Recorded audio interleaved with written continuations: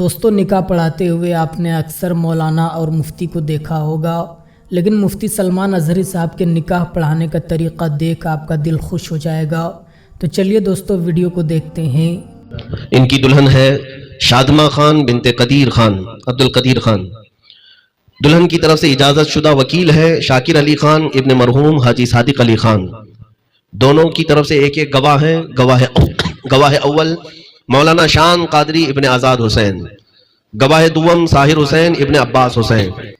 اور ابھی ایجاب ہو چکا ہے، دلہن کی جانب سے دولہے کے لیے قبول کرنا باقی ہے، تو وکیل کا انتظار ہے۔ انشاءاللہ العزیز جلد ہی ہم قبول بھی کر لیں گے، یہ قبول کی محفل کو بھی دیکھ لیں گے انشاءاللہ۔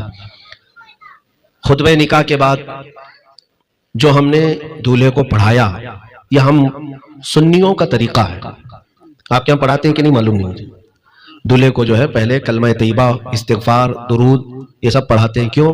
یہ نئی زندگی شروع کرنے جا رہا ہے، اور آج جو توبہ کر کے جو کچھ بھی پڑھے گا، اس کے بعد یہ جو کچھ بھی کرے گا اس کی زندگی پر، اس کے بچوں پر اثر کرے گا۔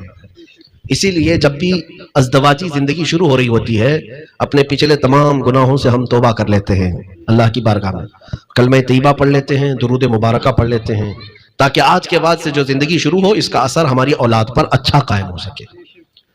تھوڑی دیر اب صلاۃ و سلام پڑھ لیتے ہیں، اس کے بعد انشاءاللہ العزیز محفل کا اختتام ہوگا۔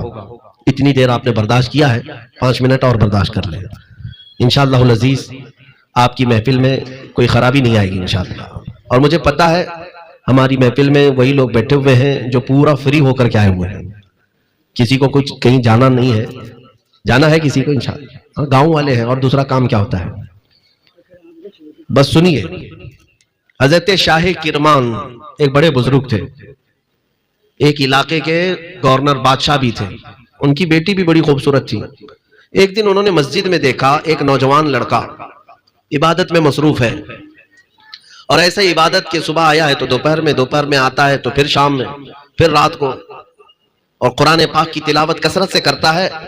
25 سے 30 سال کے بیچ کا نوجوان تھا۔ حضرت شاہ کرمان نے اس نوجوان کو دیکھا اور بلایا، کہا کہ بیٹا تیری شادی ہوئی ہے؟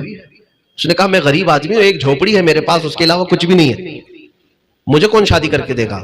میں تو اللہ کی عبادت میں اپنا وقت مکمل صرف کرنے کو پسند کرتا ہوں۔ تو حضرت شاہ کرمان نے کہا نہیں، تجھے بھی کوئی بیٹی دے سکتا ہے، کیا تو نکاح کے لیے تیار ہے؟ اس نے کہا ہاں، اگر کوئی مجھ سے نکاح کرنے کو تیار ہے تو میں بھی تیار ہوں، لیکن وہ سامنے والے کو پتا ہونا چاہیے کہ میری ایک جھوپڑی ہے، میرے پاس کچھ ہے نہیں۔ لڑکی کے باپ کو پتا ہونا چاہیے۔ حضرت شاہ کرمان نے کہا ہاں پتا ہے لڑکی کے باپ کو، میں تیرا نکاح اپنی بیٹی سے کرنا چاہتا ہوں، جو وقت کے بادشاہ تھے اور ایک غریب آدمی سے اپنی بیٹی کا نکاح کر رہے ہیں۔ اس نے کہا سوچ سمجھ لیجیے، آپ کی بیٹی نازوں میں پلی ہوئی میرے ایک جھوپڑی میں رہے گی؟ حضرت شاہ کرمان نے کہا تو نے میری بیٹی کی تربیت نہیں دیکھی، وہ اگرچہ محل میں رہتی ہے لیکن ہم نے تربیت میں اس کے صرف اور صرف اخلاق مصطفیٰ ڈالا ہے، اسے خاتون جنت کی کنیزوں میں ہم نے بنایا ہے۔ بہرحال نوجوان نے اقرار کر لیا کہ ٹھیک ہے نکاح کر لیتے ہیں۔ دوسرے دن ہی نکاح ہو گیا۔ شام سے پہلے لڑکی اپنے گھر سے رخصت ہو کر اس جھوپڑی میں بھی آ گئی۔ بادشاہ کی بیٹی ایک فقیر کے گھر آئی ہے۔ جب گھر آئی، جھوپڑی میں داخل ہوئی، اپنے نئے دولہے کے ساتھ آج نئی زندگی ہے، دیکھا ایک مٹی کا مٹکا رکھا ہے اور اس پر آدھی روٹی رکھی ہوئی ہے، کچھ بھی نہیں گھر میں باقی، پانی کا ایک مٹکا ہے، اس پر آدھی روٹی ہے۔ دلہن نے آتے ساتھ پوچھا کہ یہ کیا ہے؟ کہا میرے پاس اتنی رقم آتی ہے کہ ایک روٹی میں خرید سکتا ہوں، آج چونکہ شادی تھی محنت کرنے گیا نہیں، ایک ہی روٹی ہے، کل کیا کھاؤں گا، اس لیے میں نے آدھی روٹی بچا لی ہے کل کے لیے۔ تو دلہن نے کہا کہ میرے باپ نے تمہارے ساتھ نکاح کر کے غلطی کر دی، میرے باپ نے تمہارے ساتھ نکاح کر کے غلطی کر دی، میں تیرے ساتھ کیسے رہ سکوں؟ اس نوجوان نے کہا میں تیرے باپ سے پہلے ہی کہا تھا کہ نازوں میں پلی ہوئی بادشاہ کی بیٹی میرے گھر جھوپڑی میں کہاں رہے گی؟ اس خاتون نے کہا نوجوان، نازوں میں پلی بادشاہ کی بیٹی ہونے کا فخر میں نہیں کر رہی ہوں، بلکہ میں تیری اس آدھی روٹی کو دیکھ کر کہہ رہی ہوں میرے باپ نے اس نوجوان سے نکاح کروا دیا جس کو یہ یقین نہیں ہے کہ آج جو آدھی کھلایا ہے وہ کل بھی کھلا سکتا ہے۔ تیرا یقین کہاں چلا گیا؟ جو آج ایک روٹی دے سکتا ہے مولا وہ کل بھی دے گا۔ تو یہ تیرا توکل نہیں ہے جس کی وجہ سے میں نے یہ کہا کہ میرے باپ نے کہاں نکاح کر دیا۔ اس نوجوان یقیناً تیرے باپ کی تربیت بہت اعلیٰ ہے، جانتے ہو میرے عزیزو، یہ وہی لوگ ہیں جن کی اولاد سے وقت کے قطب پیدا ہوئے، صالحین پیدا ہوئے۔ اسی لیے جب نکاح کے بعد تمہارے اخلاق و کردار اچھے ہوں گے تو اولاد بھی بہت اچھی پیدا ہوگی۔ تمہیں بغداد شریف کے غوث پاک یاد ہوں گے، کون نہیں جانتا، کون سا علاقہ غوث کو نہیں جانتا، لیکن پتہ ہے ان کے والد ابو موسیٰ جنگی دوست، ابو صالح موسیٰ جنگی دوست، ان کا حال یہ تھا کہ ایک جگہ سے یہ گزر رہے تھے، ایک دریا کے کنارے سے ایک سیب بہتا ہوا جا رہا تھا، اس کو اٹھا کے کھا لیا، آدھا سیب کھایا تھا، اس کے بعد احساس ہوا پتہ نہیں کس کا ہے، میں اجازت کے بغیر کھا لیا۔ ڈھونڈتے ڈھونڈتے گئے کہ اس ندی کے کنارے سیب کا درخت کہاں ہے۔ جب سیب کا درخت ایک نظر آیا تو ان کو پتہ چلا اسی باغیچے کا یہ سیب ہے۔ باغیچے کے مالک کے پاس گئے، کہا کہ میں تمہارے باغیچے کے سیب کھا لیا بغیر تمہاری اجازت کے، کیا مجھے معاف کرو گے؟ کون آج کے زمانے میں جاتا ہے معافی مانگنے کے لیے؟ آدھا سیب کیا، یہاں آدھا ٹوکرا کھا کر کے بھی کوئی نہیں جائے گا، مفت میں مل جائے تو۔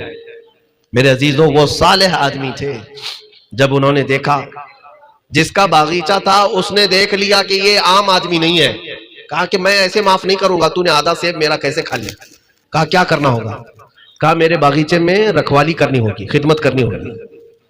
کہا ٹھیک ہے مجھے منظور ہے، آخرت کی سزا سے تو بہتر ہے یہاں پر میں رکھوالی کروں۔ باغیچے میں وہ کام کاج پر لگ گئے، روایت میں ہے کئی سال کام کرایا باغیچے کے مالک نے۔ کئی سالوں کے بعد اب حضرت موسیٰ جنگی دوست نے پوچھا کیا اب میری وہ غلطی کو معاف کر دو گے جو میں نے آدھا سیب بغیر اجازت کے کھایا؟ باغیچے کے مالک نے کہا نہیں، ابھی نہیں معاف کروں گا، ایک اور کام ہے، کیا تو میری ایک معذور بیٹی سے نکاح کرے گا؟ میری معذور بیٹی ہے، اس سے تجھے نکاح کرنا ہوگا۔ کہا کہ کیسی معذور ہے؟ کہا کانوں سے معذور ہے، آنکھوں سے بھی معذور ہے، ہاتھوں سے بھی معذور ہے، پیروں سے بھی معذور ہے، میری ایک ایسی بیٹی ہے، اس سے تو نکاح کرنا۔ یہ موسیٰ جنگی دوست انہوں نے کہا ٹھیک ہے منظور ہے، میں تمہاری بیٹی سے نکاح بھی کر لوں گا، زندگی گزار لوں گا۔ آدھا سیب جو کھایا اس کے لیے ہر چیز برداشت کرنے کو تیار ہے، کیوں؟ آخرت کا خوف ہے، کہیں اللہ تبارک و تعالیٰ اس پر پکڑ کر لے اور جہنم میں جانا نہ پڑے۔ کہا ٹھیک ہے۔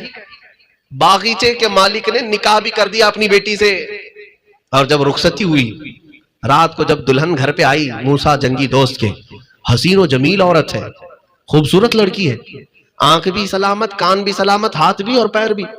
یہ موسیٰ جنگی دوست اپنی دلہن کو دیکھ کر بھاگا ہے، مجھے تو کہا گیا تھا معذور لڑکی ہے، یہ تو اچھی خاصی ہے۔ اپنے سسر سے جا کر کہا، باغیچے کے مالک سے کہا آپ نے میرا نکاح کس سے کر دیا؟ میرے گھر میں غلطی سے کوئی دوسری دلہن تو نہیں آئی؟ تو انہوں نے کہا اے بھولے نوجوان، میرے کہنے کا مطلب یہ نہیں تھا کہ میری بیٹی پوری معذور ہے، بلکہ میں نے یہ کہا تھا میری بیٹی آنکھوں سے معذور ہے، اس کا مطلب یہ ہے کہ آج تک میری بیٹی نے آنکھوں سے کوئی گناہ نہیں کیا، گناہ کرنے سے معذور رہی۔ ہاتھوں سے کوئی ناجائز کام آج تک میری بیٹی نے نہیں کیا، وہ ہاتھوں کے گناہ سے معذور رہی۔ پیروں سے کوئی گناہ میری بیٹی نے آج تک نہیں کیا، آنکھوں سے کانوں سے میری بیٹی نے آج تک گناہ نہیں کیا۔ اس معنی کر کے میں نے اپنی بیٹی کو کہا تھا وہ گناہوں سے معذور ہے۔ میرے عزیزوں موسیٰ جنگی دوست نے اللہ کا شکر ادا کیا، اور یہ حضرت ام الخیر، یہ جو دلہن آئی تھی یہ کون تھی؟ ام الخیر۔ موسیٰ جنگی دوست اور ام الخیر، ان دونوں کی زندگی گزرنے لگی نہایت ہی خوشحالی کے ساتھ۔ یہی موسیٰ جنگی دوست اور ام الخیر کے جوڑے سے اگر کوئی بچہ پیدا ہوا تو غوث اعظم عبد القادر جیلانی ہے۔ میرے عزیزو جب والدین اتنے پاکیزہ ہوں تو بیٹا غوث ہی تو پیدا ہو، بیٹا غوث پیدا ہوا۔ سرکار غوث پاک کے والدین کا میں نے تمہارے سامنے ذکر کیا، اسی لیے آج حلال کھانے پر توجہ دو، تمہاری اولاد کے اخلاق خود بخود صحیح ہو جائیں گے۔ حلال کماؤ، حلال کھاؤ، بچوں میں حرام لقمے جائیں گے تو گنہگار تم بھی ہو اور تمہاری اولاد اور تمہاری نسل بھی بگڑتی چلی جائے گی۔ استغفر اللہ استغفر اللہ استغفر اللہ ربی من کل جم واتوب الیہ، لا الہ الا اللہ محمد رسول اللہ صلی اللہ علیہ وسلم، اشہد ان لا الہ الا اللہ وحدہ لا شریک لہ واشہد ان سیدنا محمدا عبدہ ورسولہ، آمنت باللہ وملائکتہ وکتبہ ورسولہ والیوم الآخر والقدر خيره وشره من الله تعالى والبعث بعد الموت ورضيت بالله ربا وبمحمد صلى الله عليه وسلم رسولا نبيا وإسلام دينا وبالقرآن كتابا وبالكعبة قبلة وبالمؤمنين إخوة اللهم صل على سيدنا محمد وآله وصحبه وبارك وسلم.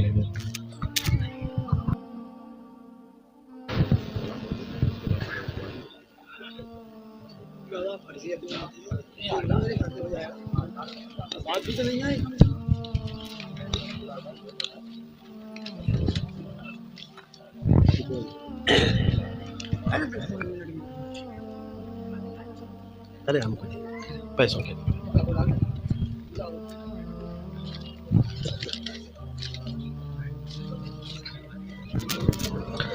हज़रात, निकाह की तकरीब जिसमें आपने मुलाहिज़ा किया, हमने जो कुछ भी गुफ्तगू किया वो कुरान और हदीस की रोशनी में। दोस्तों, इस वीडियो को आपने पूरा देखा और सुना। माशाअल्लाह मुफ्ती सलमान अज़हरी साहब के निकाह पढ़ाने का तरीक़ा आपने इस वीडियो के ज़रिए से देखा। माशाअल्लाह बहुत अच्छी तरीक़े से निकाह पढ़ाया और तमाम लोग जो वहाँ पर मौजूद थे तमाम लोगों को निकाह के बारे में वाज़ो नसीहत भी किया। दोस्तों, निकाह करना मेरे नबी की सुन्नत है। हदीस पाक में आता है अन निकाह मिन सुन्नती फमन रग़िबा अन सुन्नती। अल्लाह के रसूल सल्लल्लाहु तआला अलैहि वसल्लम इरशाद फरमाते हैं कि निकाह करना मेरी सुन्नत है। तो दोस्तों, निकाह करना प्यारे नबी की सुन्नत है और प्यारे नबी फरमाते हैं कि जिसने निकाह से इनकार किया तो प्यारे नबी फरमाते हैं कि वो मुझसे नहीं है। तो दोस्तों, निकाह करना हमारे लिए ज़रूरी है।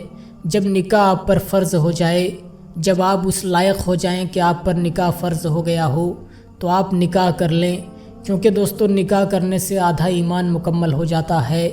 हदीस पाक में आता है अन निकाह निस्फुल ईमान। निकाह के ज़रिए इंसान का आधा ईमान मुकम्मल हो जाता है और आधा ईमान वो नमाज, रोज़े और इबादत के ज़रिए, नेक काम के ज़रिए पूरे करे। तो दोस्तों, निकाह करना प्यारे नबी की सुन्नत है। दोस्तों, इस वीडियो को आपने पूरा देखा। मैं समझता हूँ कि अगर तमाम मौलाना और मुफ्ती इसी तरीक़े से निकाह पढ़ाने लगे तो इंशाअल्लाह तमाम लोगों का दिल भी खुश होगा और निकाह पढ़ाते हुए उनको देख भी उनको अच्छा लगेगा। और दोस्तों, निकाह के बाद मुफ्ती सलमान अज़हरी साहब ने वाज़ो नसीहत भी किया, दुआ खानी की।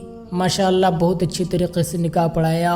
तो दोस्तों, इस वीडियो पर आप अपनी क्या राय रखते हैं हमें कमेंट करके ज़रूर बताएं और इस वीडियो को अपने दोस्तों अहबाब तक ज़रूर शेयर करें। मिलते हैं दूसरी वीडियो में, तब तक के लिए खुदा हाफिज़।